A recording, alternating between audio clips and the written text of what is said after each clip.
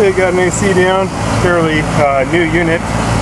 I've already gone ahead and pulled the fuses here. I'm pretty sure they're blown. The breaker inside was not tripped.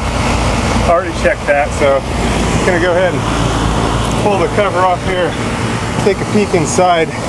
Something I've been noticing out here is a lot of these new units actually need a hard start kit, so I'm sort of guessing this one might just need a hard start kit. So I've got a new hard start kit here you can install, just in case that is what's going on here. Let me open this up and take a peek.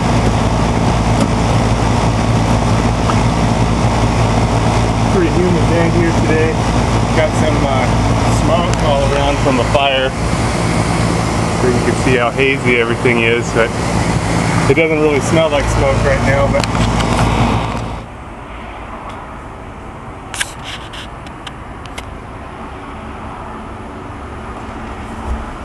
anyway, back to the mission at hand here. Look inside here. Like I said, I'm kind of guessing it doesn't have a hard start kit, and that it's just overheated breaker.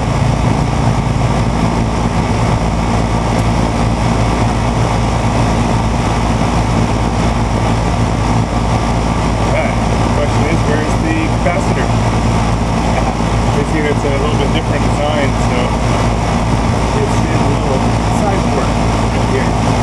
And as I was saying, it doesn't have a hard start kit on. Let me show you. There's a little side port. You see it there? It's recessed inside there. It's got a dual cap, common, Herm, and fan. Brown one's the fan. Black is usually common. These colors are a little bit different. This manufacturer is different, so anyway, that's where we can install our hard start kit on the one that's not the fan. Like I said, the fan's usually brown, and you can see the brown wire going up to the fan here. So now I should go ahead and discharge the capacitor. I'm going to bridge the leads. Bridge the leads here. I like to bridge these all the different ways just to make sure. And if you have a circuit alert device, it's a good idea to go ahead and prove that the power is off. Here's our contactor. Make sure the contactor has a compressor protector. We're just going to open it up and make sure the contactor is actually sucked in. Okay, pulling this part and seeing if the contactor is sucked in. And it is sucked in. Okay.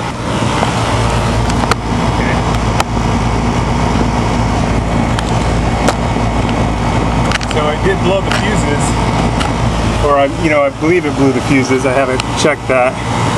I didn't bring my multimeter. I just brought some new fuses, but my situation is a little different than traditional AC guys would use. I'm not charging people for fuses or for anything like that. So, building maintenance, a little bit different. It means I get to troubleshoot a little bit easier with parts at hand. And take a different approach. Anyway, what I'm going to do is install the hard start kit here. So you can see the capacitor here. So we're going to put one lead on each of this one that's purple and orange. One's the common, one's the Herm. And the capacitor just goes to either side. There's not really any polarity considerations here on installing this hard start kit. So just one lead to each of the sides there. And here it goes. Here's the first lead. Okay. And then the second one. A little tricky to get in there.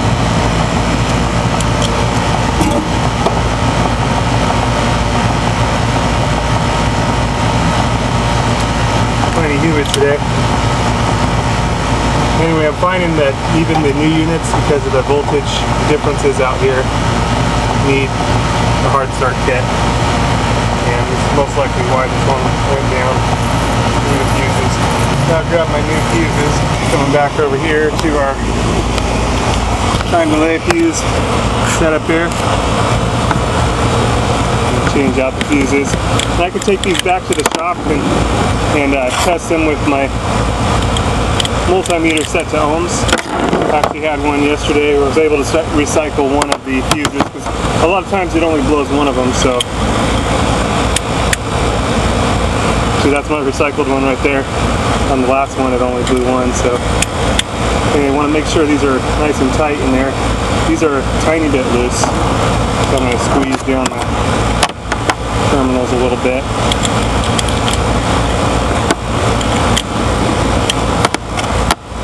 Just kind of press them together a little bit. Not too crazy. Just crazy enough. And we can make sure all these are tight. It's a little loose, so just a common screw to tighten these down.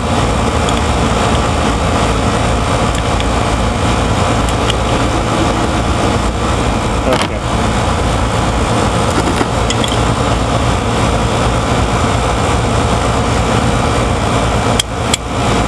That's nice and tight now. And that one also. So now we're ready to plug it in, see if it fires up. And it did. Fires right up over here. Got the fan kicked on and it's blowing the right way. Even the air compressor kicked on. Now we're going to feel it, make sure the line's getting nice and cold, and it's getting nice and cold.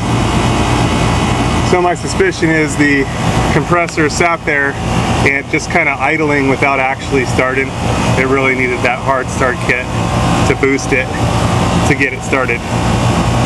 Again, this is pretty common to my area, a lot of areas out there, so we're good to go here. 1AC back in business. It's already flashing nice and chilly.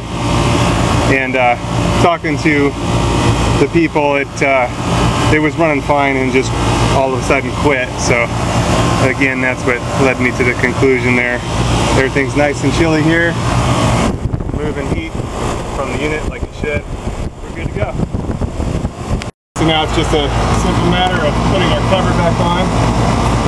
Got our hard start kit secured there.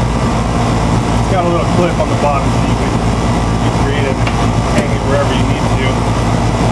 You really want to reuse all your screws, put everything back the way it was, especially on the ground. And this particular cover just has 3 screws.